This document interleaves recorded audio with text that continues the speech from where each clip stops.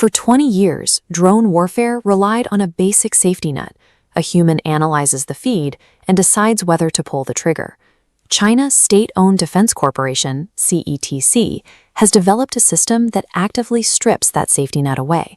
They call it the Atlas drone swarm. While traditional operators pilot one aircraft at a time, Atlas operates as a fully autonomous ecosystem. The human operator is pushed to the periphery of the mission, replaced by hardware designed to organize and execute attacks as a collective entity. The foundation of this system is a heavily modified truck chassis carrying a grid of modular launch canisters. A single vehicle can pack up to 48 individual drones. Visually, it closely resembles multi-barrel rocket launchers, like India's Pinaka system, packing multiple munitions into a tight rectangular firing block. But rockets follow a predictable ballistic arc. These vehicles launch loitering munitions, drones that hover and search for targets, at a rate of 1 every 3 seconds. A single operator can put over 100 drones into the sky in minutes. The calculus of the battlefield shifts here. Instead of relying on a multi-million-dollar stealth jet to slip past radar, a military can saturate an airspace with cheap, disposable machines until the enemy's defenses run out of ammunition. What makes Atlas highly lethal is its digital architecture. It operates on a mesh network, a system where data processing happens on the drones themselves, rather than bouncing back to a vulnerable central command tower. Engineers call this swarm intelligence. Much like a flock of birds or a colony of ants, simple individual units communicate constantly, allowing complex, unified behavior to emerge naturally. Every individual drone in that flock acts simultaneously as a radar sensor, a radio relay to share what it sees, and a weapon. This creates a self-healing network. If an anti-aircraft gun blasts one drone out of the sky, the digital link doesn't break. The remaining nodes instantly reroute their connections to bypass the dead unit. In milliseconds, the surviving machines analyze the angle of the incoming fire, reassign their internal roles, and break formation to encircle the target from multiple, unpredictable directions.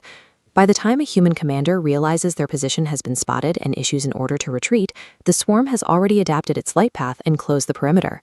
For decades, the People's Liberation Army focused on mechanized warfare, building better tanks and planes.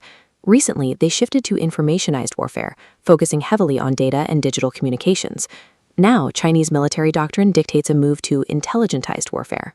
They operate on the principle that the next major conflict will be decided by the speed of artificial intelligence algorithms, rather than human soldiers. Atlas strips out human hesitation.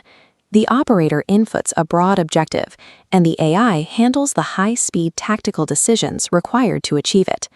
We are looking at a materialized military philosophy. The theoretical idea of autonomous combat is no longer on a whiteboard. It is loaded into the launch tubes. This technology poses a severe tactical problem along the heavily contested Himalayan borders.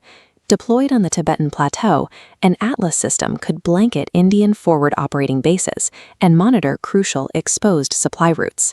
India's current air defense grids are engineered to track and intercept fast, expensive fighter jets or large cruise missiles.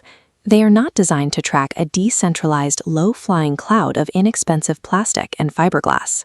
Surviving this assault requires a rapid pivot in defense spending. Militaries need directed energy lasers, AI-driven targeting computers, and broad-spectrum electronic jammers to sever the drone's communications. This saturation tactic forces a mismatch in resources. Trading million-dollar interceptors for drones that cost less than the missile's fuel creates a cost barrier that traditional defense strategies aren't equipped to solve. On a global scale, the affordability of drone swarms drastically lowers the financial barrier to entry for modern air superiority.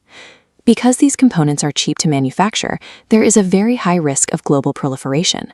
It is probable that non-state actors and insurgent groups will soon possess localized saturation strike capabilities.